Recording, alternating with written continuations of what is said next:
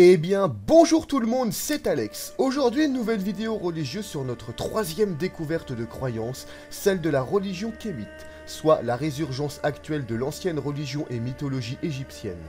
Et je m'excuse pour la prononciation hasardeuse des mots égyptiens, ne possédant aucune base dans cette langue, je vous invite à corriger ma prononciation dans les commentaires pour les connaisseurs. Le kémitisme est une religion polythéiste, dite néo-païenne, qui se place dans le mouvement du reconstructionnisme, visant à faire revivre les anciennes spiritualités païennes, au même titre que l'Azatrou ou le néo-druidisme déjà présenté sur ma chaîne. Le mot Kemet signifie en égyptien « terre noire ». Il représente ainsi la région de la Haute-Égypte, en opposition à la région de la Basse-Égypte dite la Terre Rouge. Les Kémites ont pour symbole la croix en C, un antique hiéroglyphe qui signifie le mot « vie », et qui se trouve être un attribut des dieux égyptiens. Cette religion trouve donc ses sources spirituelles, sacrées et religieuses dans l'antique mythologie égyptienne. Dans l'Égypte ancienne, la religion fut véritablement un pilier de la société et fut aussi fortement présente dans la vie des Égyptiens. D'ailleurs, le pharaon, en plus d'être le premier guide spirituel du pays, était considéré comme un véritable dieu vivant. Selon quelques études sur la mythologie égyptienne, il est possible que ce culte et cette croyance soient apparus au 4e millénaire avant notre ère, date du probable regroupement des différentes divinités locales et régionales en un panthéon national. Cette religion a survécu à de nombreuses épreuves et changements de la société de l'Égypte pharaonique. Elle a accompagné la vie spirituelle de l'Ancien, du Moyen et du Nouvel Empire, de la Basse Époque, de l'Égypte hellénique des Ptolémées, ainsi que de la province romaine. Mais c'est durant cette dernière période que la religion égyptienne connut un recul avec l'implantation du judaïsme et plus tard du christianisme.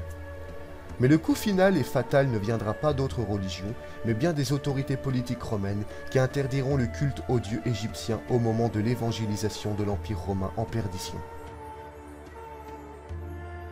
Contrairement aux mythologies occidentales, la mythologie égyptienne ne sera redécouverte que très tardivement, aux alentours de la toute fin du XVIIIe siècle, avec la campagne d'Égypte de Napoléon Bonaparte. Après le noble passage des Français, les archéologues allemands et britanniques vont lancer plusieurs recherches sur l'Égypte durant le XIXe et le XXe siècle. Mais il faudra attendre véritablement la seconde moitié du XXe siècle pour voir une réelle résurgence de la croyance égyptienne. Ainsi pour l'Égypte, sa mythologie deviendra un piège à touristes, à but économique, et ne verra pas le retour du culte égyptien sur ses terres, mais aux États-Unis, où des Américains d'origine africaine formeront la première communauté religieuse égyptienne de l'histoire, en 1970, depuis l'interdiction des empereurs romains. Cette croyance tourne bien sûr autour des divinités du panthéon de l'Égypte antique, avec quelques différences notables cependant.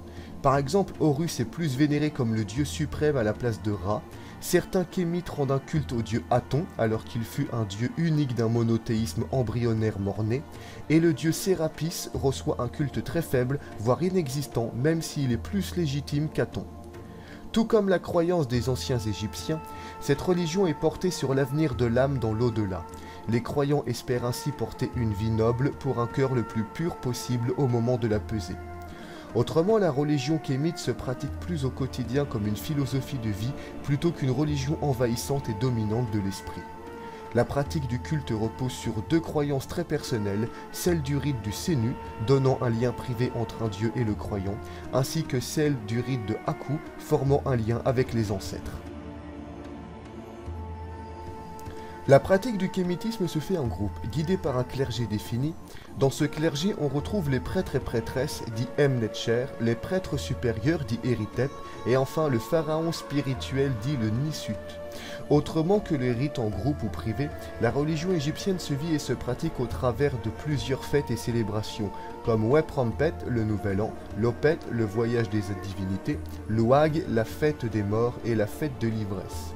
Même si pour les Kémites les dieux vivent partout et en tout, les temples ont une importance toute particulière car pour les fidèles, ils ne sont pas qu'un simple lieu de prière, ils sont également la demeure terrestre du dieu. Car selon la croyance égyptienne, les dieux avaient choisi d'y habiter sous la forme de la statue divine et les prêtres veillaient à leur bien-être par des offrandes.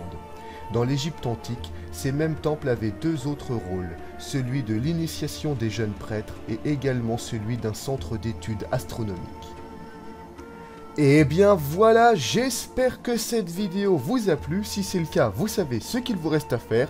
Commentez, partagez, likez.